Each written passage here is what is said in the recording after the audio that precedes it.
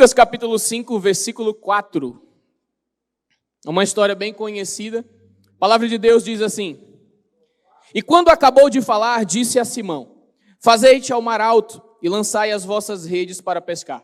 E respondendo Simão, disse-lhe: Mestre, havendo trabalhado a noite toda, nada apanhamos. Mas sobre a tua palavra lançarei a rede. Feche teus olhos, eu queria orar com você. Senhor Jesus, nós pedimos a Ti agora, para que o Senhor fale conosco através dessa palavra. Jesus, prega para mim, prega para a igreja. Nós queremos Te ouvir hoje, nós queremos ouvir a Tua voz, a Tua palavra de sabedoria. Espírito Santo, enche esse lugar com a Tua presença, libera o Teu rio nesse lugar, o rio da Tua presença, em nome de Jesus. Nós queremos o Senhor, nós queremos Te ouvir, nós queremos aprender do Senhor. Abre os nossos ouvidos, Jesus, a nossa mente, abre a nossa mente para entender. Em nome do Senhor Jesus, fala com cada um de nós, é o que nós Te pedimos. Amém. Glória a Deus. Então, o contexto do versículo que a gente acabou de ler é o seguinte: Jesus, ele estava perto de um lago, e aí ele começa a pregar o evangelho, ele começa a pregar, a multidão cerca ele, e a multidão começa a comprimir Jesus ali contra o lago. E a Bíblia diz que Jesus, ele sobe num barco, e o barco é de Pedro, e ele começa a falar com as pessoas a partir dentro daquele barco ali, ele vai falando com as pessoas. E aí, a Bíblia diz que Jesus, ele termina de pregar e ele despede a multidão. E quando ele despede a multidão, então ele se volta para Pedro, ele se volta para ele e começa a falar com ele. E uma das coisas que Jesus fala para ele é: lança as redes novamente. A gente bem conhece a história e sabe que Pedro estava lavando as redes após um dia todo de trabalho. Então ele diz: Senhor, eu trabalhei a noite toda, mas não peguei nada, mas sob a Tua palavra eu lançarei as redes. O contexto é basicamente esse, e eu queria já fazer algumas observações aqui. E a primeira observação que eu quero fazer em cima desse texto é: sempre existe algo a mais para o discípulo. Sempre existe algo a mais para o discípulo. Jesus, ele está pregando para a multidão, mas no momento, quem vive o milagre com Jesus aqui nessa história? O discípulo. O discípulo vive o milagre com Jesus. Jesus prega para a multidão, pede para eles irem, agora acabou a pregação. Então ele se volta àquele que seria o seu discípulo e entrega para ele e os seus companheiros um milagre. Então sempre existe algo a mais para os discípulos. Por exemplo, a Santa Ceia. A Bíblia vai dizer em Lucas que Jesus, ele estava ansioso, ele esperou ansiosamente para comer a ceia com os discípulos, para sentar à mesa com eles. Em um outro exemplo, Jesus, ele pergunta para os discípulos assim: quem as pessoas dizem que eu sou? O que a multidão está dizendo que eu sou? E os discípulos começam a falar o que o povo dizia que era Jesus. Mas então Jesus se dirige a eles e pergunta: e vocês? Quem vocês dizem que eu sou? E nesse momento Pedro, tomado pelo Espírito Santo, ele tem uma grande revelação. Revelação do tipo que vem para os discípulos. Ele diz: Tu és o Cristo, Filho do Deus vivo. Ou seja, mais uma vez os discípulos tendo uma revelação especial sobre quem é Jesus. Existe algo especial, existe algo a mais para o discípulo. Para aqueles que se propõem a ser discípulos de Jesus e a segui-lo. Só que Spurgeon, ele diz uma coisa que eu acho interessante. Ele diz que um dos papéis do discípulo é saber qual que é a vontade de Jesus. Qual que é a vontade de Deus? E uma vez que o discípulo, ele sabe qual é a vontade de Deus, agora tem uma coisa que se torna mais importante para ele: executar a vontade de Deus. Obedecer a vontade de Deus. Então Pedro aqui, sendo chamado como discípulo, ele não leva nem em consideração o fato de que ele trabalhou a noite toda para tentar pescar alguma coisa, mas então ele diz para o Senhor: sob a Tua palavra eu lançarei as redes, porque aquela naquele momento era a palavra de Jesus ao seu discípulo, era a vontade de Deus sendo revelada ao seu discípulo, então ele obedece. Mesmo ele tendo trabalhado a noite toda, ele diz: sob a Tua palavra lançarei as redes. E é exatamente esse o tema que eu quero trabalhar com vocês. O tema da nossa palavra hoje é esse. Diga comigo: mas sob a Tua palavra. Esse é o nosso tema hoje. Mas sob a Tua palavra eu queria trabalhar com você sobre esse texto. Agora, é verdade que a palavra de Deus, eu quero caminhar sobre algumas verdades sobre a palavra de Deus na vida do discípulo. E a primeira verdade a respeito da palavra de Deus na vida do discípulo é: a palavra de Deus é a regra suprema para o cristão. A palavra de Deus é a regra suprema para nós, ela está acima, ela é o leme da nossa vida. E essa palavra, que é a nossa regra suprema, ela se manifesta em algumas áreas. Existem algumas áreas da nossa vida que nós vamos precisar lembrar disso constantemente, que a palavra de Deus é a nossa regra suprema. E a primeira área onde eu vou aplicar isso é quando a nossa razão está confusa. Como assim? Quando a nossa razão está confusa, por exemplo, nos altos padrões da graça. Na Bíblia, você olha para a Bíblia e aí você vê Jesus dizendo assim: vocês ouviram o que foi dito, não adulterarás. Eu, porém, vos digo, aquele que olhar com desejo para uma mulher já cometeu adultério no seu coração, já cometeu adultério com ela. O padrão, ele está elevando ou ele está descendo? Ele está elevando. O próprio Jesus diz: vocês ouviram o que foi dito, ame o teu próximo e odeie o teu inimigo, mas eu digo, ame os teus inimigos e ore por aqueles que te perseguem. O padrão está subindo ou está descendo? O padrão está subindo. Só que qual é a grande questão aqui? Jesus, ele não só eleva o padrão, mas ele eleva a possibilidade de obedecer. Porque ele eleva o padrão, mas ele deixa a nós o Espírito Santo. E a Bíblia diz que aquele que anda no Espírito não satisfaz a carne. Significa que o mesmo Deus que elevou o padrão proveu a forma de obedecer. Então ele faz isso. E o caminho pelo qual ele faz isso é pela sua palavra, que é a nossa regra suprema. Mas talvez a gente olhe para isso e diga: beleza, mas aí ainda não está tão difícil. Mas aí tem uma coisa: e dar a outra face? Será que é fácil? O que significa dar a outra face? Eu acredito, a minha opinião é essa, que dar a outra face é basicamente tratar com amor quem te machucou. Se eu for traduzir de uma forma simples, seria isso: tratar com amor alguém que te machucou. Isso é fácil ou é difícil? Não é tão fácil assim. Isso deixa a nossa razão confusa, sim ou não? Normalmente sim.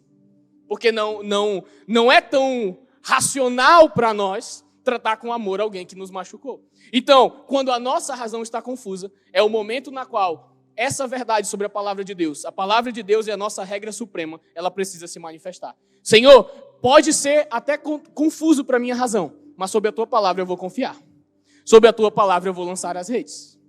Mas não é só nisso que se manifesta, tem uma outra coisa. Que essa palavra, como regra suprema da nossa vida, ela vai se manifestar.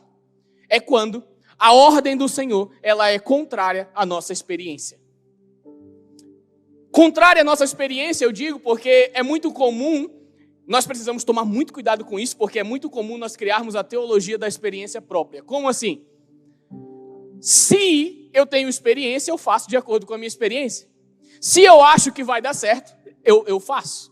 Se eu acho que não vai dar certo, eu não vou fazer. E assim nós vamos indo, assim nós vamos vivendo. Mas eu queria te dizer uma coisa: a vida do cristão não é pautada na sua própria experiência. A vida do cristão precisa ser pautada nas Escrituras, na palavra de Deus, que é a nossa regra suprema. Então, mas sob a tua palavra, Senhor, até quando a tua ordem for contrária à minha própria experiência. Um exemplo disso é o próprio Pedro. Quem era o pescador experiente dessa história? Pedro ou Jesus? Pedro era o pescador experiente. Jesus era carpinteiro, Jesus não tinha experiência com pesca, não tanto quanto Pedro, humanamente falando.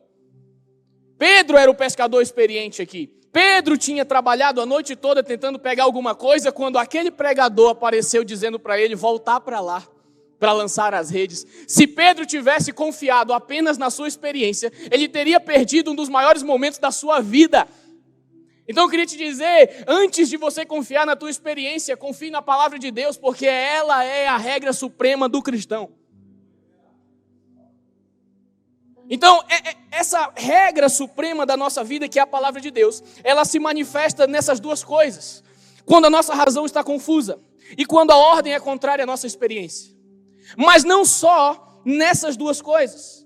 Ela vai se manifestar também quando o amor próprio se interpuser no caminho.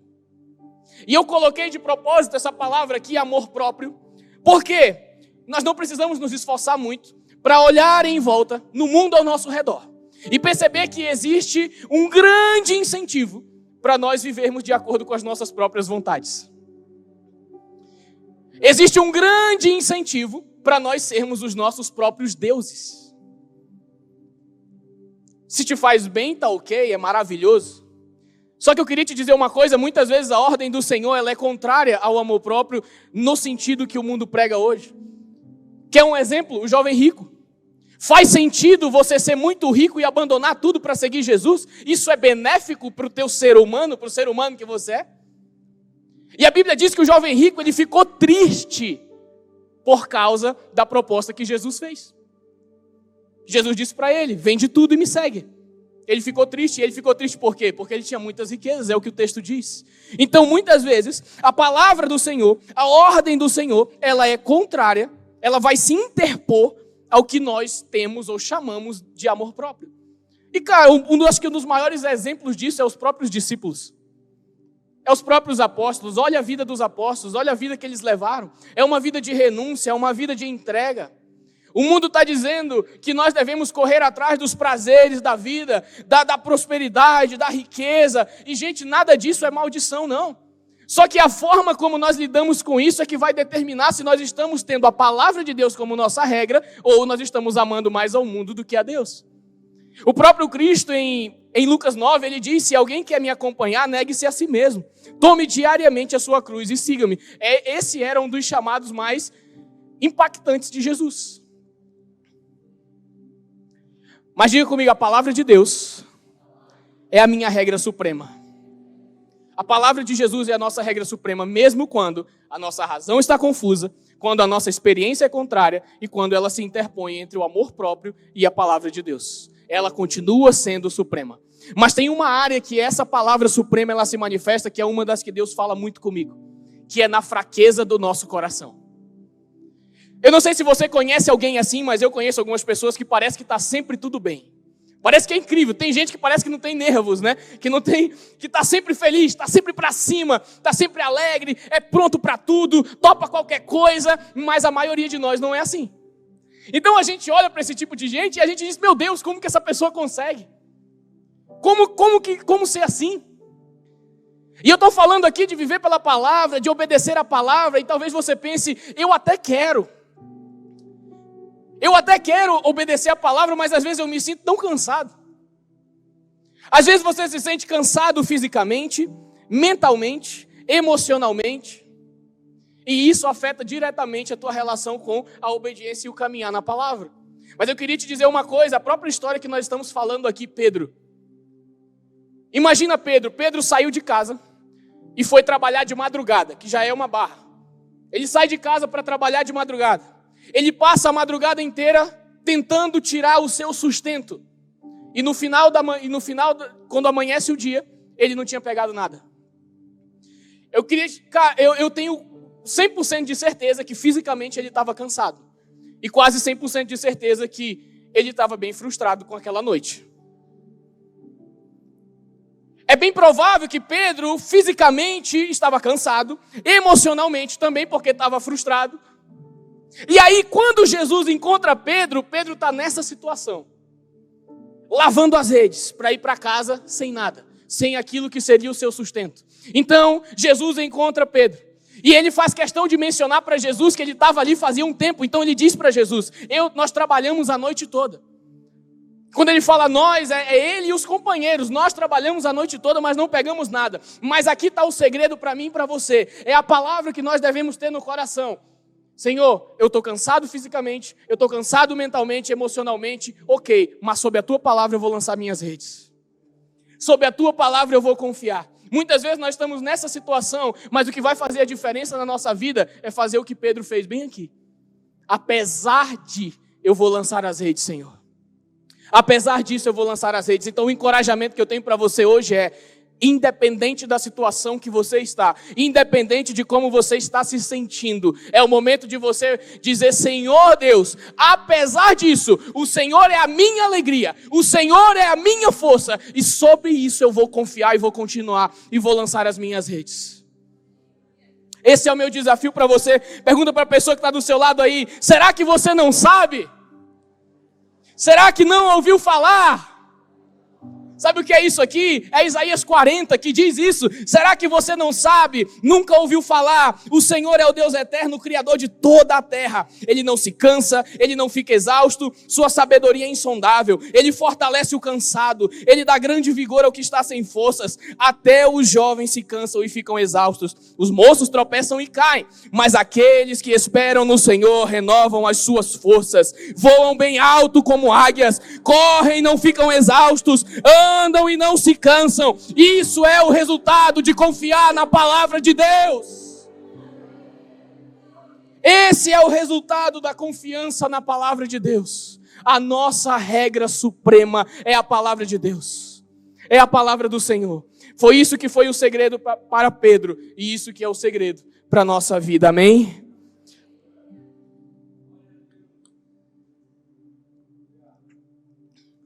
Então, a palavra de Deus é a regra suprema do cristão. E isso nós sabemos. Então ela vai se manifestar quando a nossa razão está confusa, quando é contrária à experiência, quando o amor próprio se interpõe no caminho e quando o nosso coração está fraco.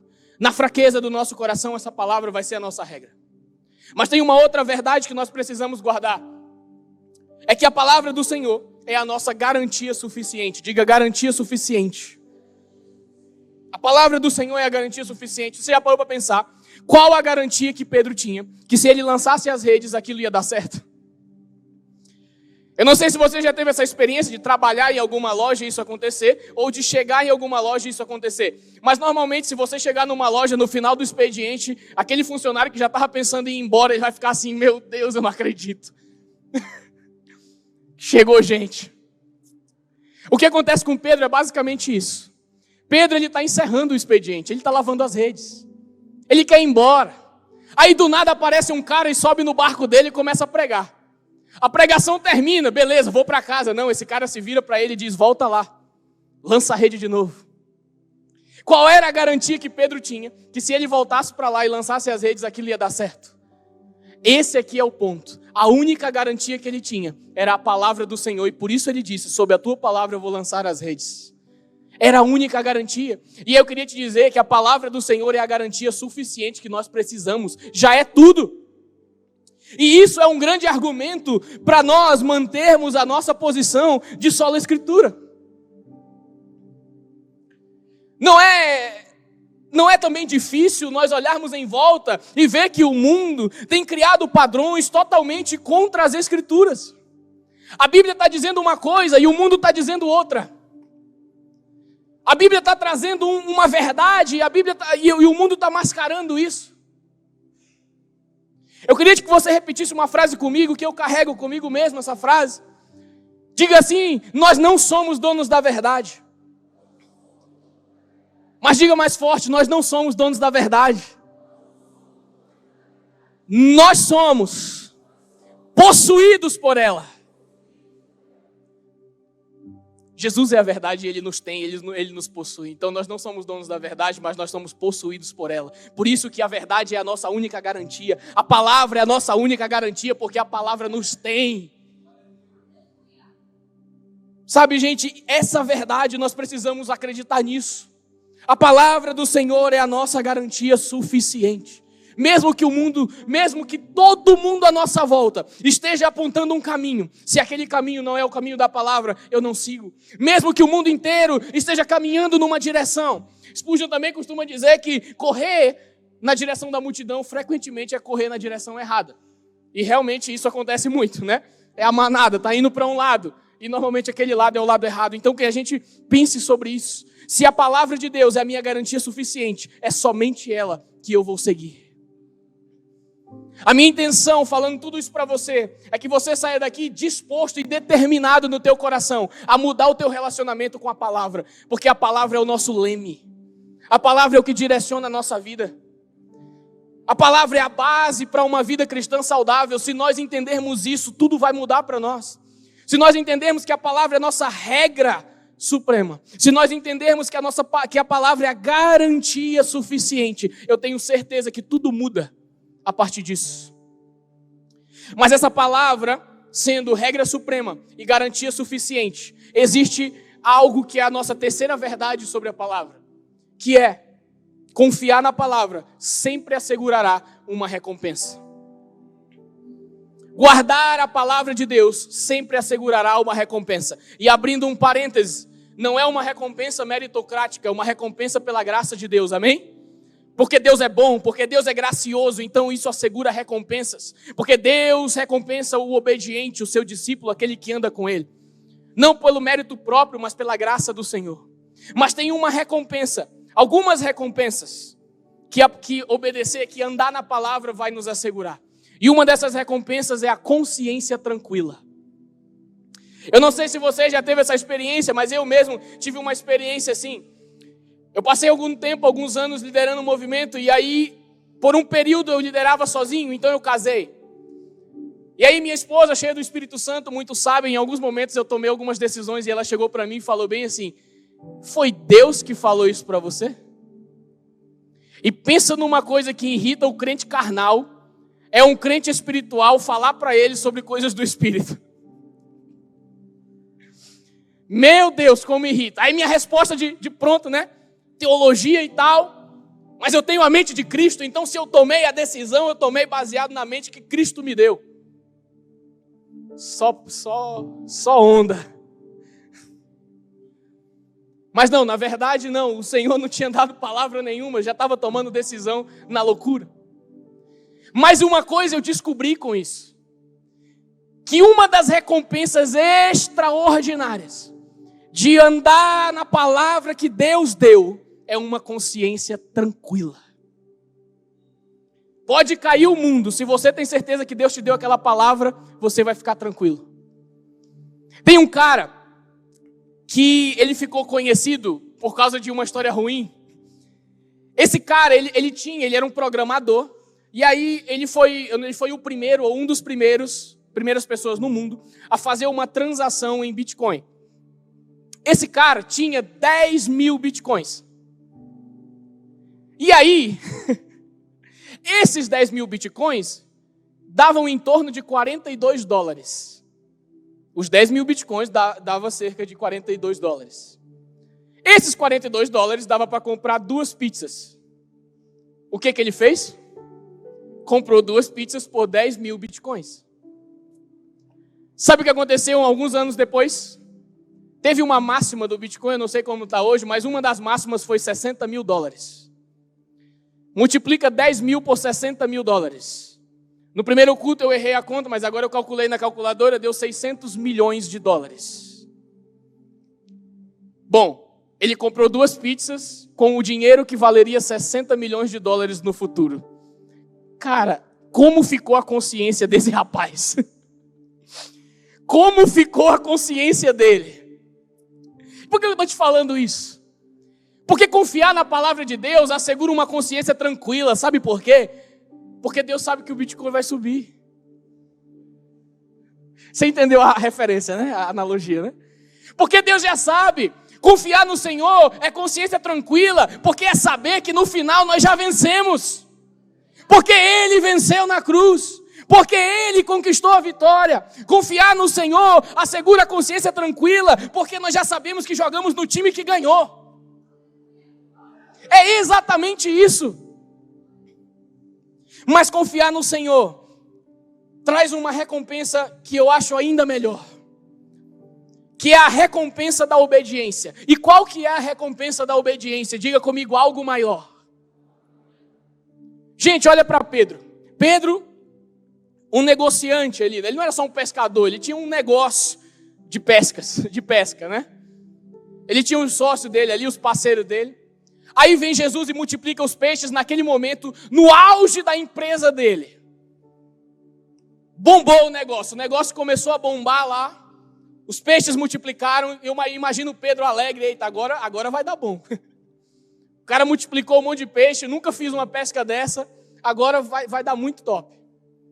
Só que ele não sabia que Jesus estava dando para ele um resquício de algo muito, muito, muito maior e superior àquilo que ele estava vendo.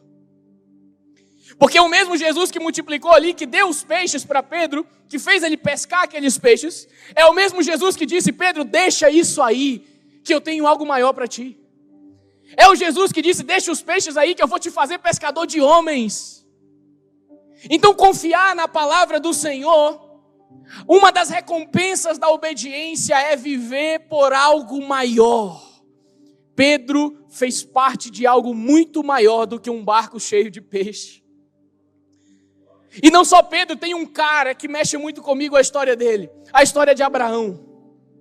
Gente, Abraão recebeu uma das maiores recompensas que um homem pode receber por sua obediência. Imagina comigo, vamos lá, vamos fazer uma analogia aqui. Abraão, Deus prometeu que dele faria uma grande nação, certo? E como que Deus ia fazer isso se ele não tivesse um filho? Então Deus vai lá e dá um filho para Abraão.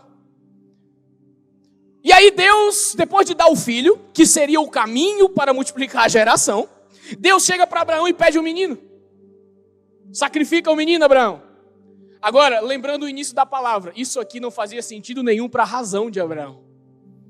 Essa ordem era claramente deixando a razão de Abraão confusa. Não fazia sentido. Mas Deus pede o menino. E o que Abraão faz? Ele obedece. Mesmo com a razão confusa, Abraão obedece. Qual foi a recompensa de Abraão? João capítulo 8, Jesus está conversando com os fariseus. E ele diz bem assim: Abraão, o pai de vocês, ficou alegre ao ver o meu tempo, o tempo da minha vinda. Ele viu esse tempo e ficou feliz. Meu Deus do céu! Quando foi que Abraão viu a vinda de Jesus? Quando Abraão decidiu obedecer. Quando Abraão disse para Isaac, filho, o Isaac perguntando, e o cordeiro? E ele diz, Deus proverá.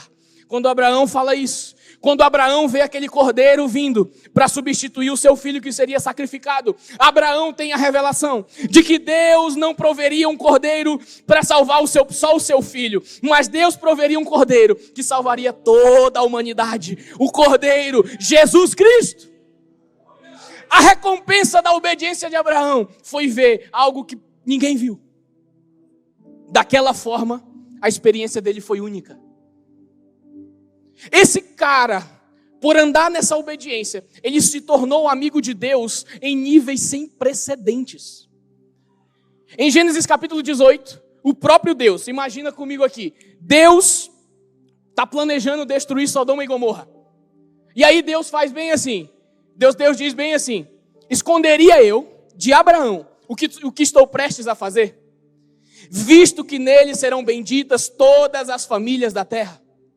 Meu Deus, que nível de amizade este homem tinha com Deus, que Deus, quando pensa em fazer algo, ele pensa em compartilhar com aquele homem. É como se Deus estivesse dizendo assim, não faz sentido eu destruir Sodoma e Gomorra sem falar para Abraão. Porque Abraão é meu amigo. Abraão é conhecido por ser amigo de Deus. E uma das recompensas da obediência, uma das recompensas de andar na palavra de Deus, é que nós nos tornamos seus amigos. Sabe, esse é o objetivo. Essa é uma das grandes recompensas de andar na palavra de Deus e de obedecer à palavra de Deus. Então a pergunta que eu tenho para você é, a palavra do Senhor é suprema sobre a sua vida? O que eu queria deixar hoje é, a palavra do Senhor é suprema sobre nós. Nós podemos dizer, Senhor, sob a tua palavra eu farei qualquer coisa, eu irei a qualquer lugar, eu abrirei mão de qualquer coisa. Esse é o meu desafio para você, é que você saia daqui hoje com isso na cabeça. Senhor, a tua palavra é minha regra suprema, a tua palavra me direciona, a tua palavra é suficiente. Senhor, sob a tua palavra eu lançarei qualquer rede, eu irei a qualquer lugar, eu farei qualquer coisa, porque a tua palavra é suficiente. Esse é o maior desafio que eu tenho para você hoje. Sabe, essa palavra ela mexe muito comigo porque, gente, andar na palavra de Deus é a primeira regra mais importante daquele que se tornou discípulo de Jesus. É viver por essa palavra. Eu queria ilustrar para você uma coisa.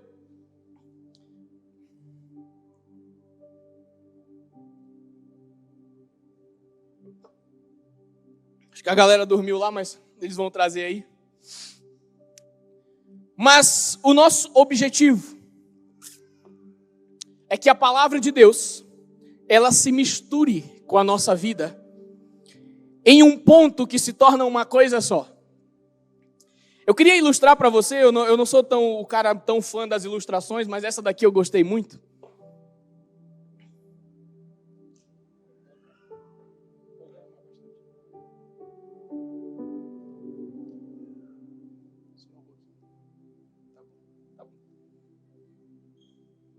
Foi. Imagina comigo, eu queria ilustrar tudo que eu falei aqui para você levar no teu coração. Se eu começar a mexer isso aqui, você consegue ver o açúcar daí, certo? Só que o que acontece quando nós andamos na palavra de Deus? O que acontece quando nós decidimos confiar na palavra de Deus? Imagina comigo que essa água é a palavra de Deus e o açúcar é a nossa vida. A nossa vida entrou agora em contato com a palavra de Deus e ela começa a se misturar. Aquilo que Deus direciona é o que eu vou fazer. A palavra de Deus é a minha regra suprema. A palavra de Deus é suficiente para a minha vida. Então começa a se misturar palavra e vida. E aí a minha vida, ela começa a sumir. Começa a ser manifesto na minha vida aquilo que Paulo diz: já não sou eu que vivo, mas Cristo vive em mim. E começa a chegar um momento que a minha vida começa a ser com a palavra de Deus uma coisa só. A palavra de Deus começa a me direcionar em níveis sem precedentes, até que eu olho e eu já não consigo ver tão claramente os resquícios daquilo que eu era. Mas agora tudo que eu vejo é Cristo, porque Ele vive em mim. E eu não vivo mais para mim mesmo, mas eu vivo para Cristo. E a minha vida se tornou uma coisa só com a palavra de Deus. É exatamente esse o ponto que nós devemos chegar. É exatamente isso que eu quero que você leve no teu coração hoje. Que a nossa vida se misture com a palavra de Deus a ponto de nós não vivermos mais para nós mesmos, porque Cristo vive em nós.